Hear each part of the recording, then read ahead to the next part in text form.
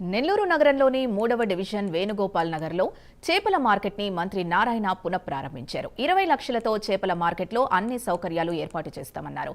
అప్పులు కడుతూనే అభివృద్ధి చేస్తున్నామని తెలిపారు. త్వరలో స్మార్ట్ స్ట్రీట్లో 120 షాపులు ప్రారంభోత్సవానికి సిద్ధంగా ఉన్నాయన్నారు.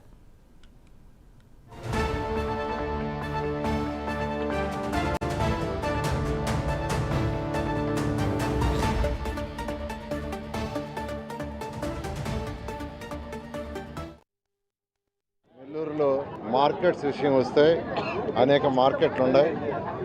ఫిష్ మార్కెట్స్ కావచ్చు, వెజిటబుల్ మార్కెట్స్ కావచ్చు. అయితే ఈ మార్కెట్లలో పరిస్థితి వసతులు చాలా అధ్వానంగా ఉన్నాయి.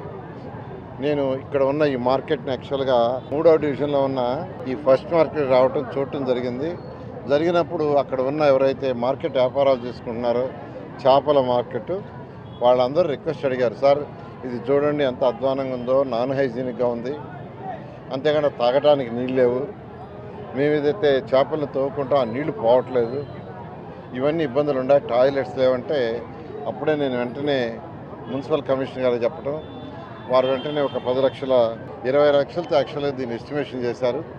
దాన్ని వెంటనే చేయించమన్నాను.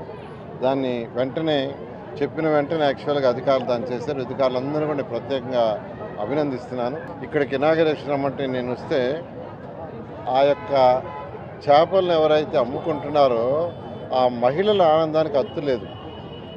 నిజంగా వాళ్ళ ఆనందానికి అంతు లేదు. నా దృష్టిలో అయితే చేసిన పని చిన్న పనే, నేను పెద్ద పని అనుకోవటంలా.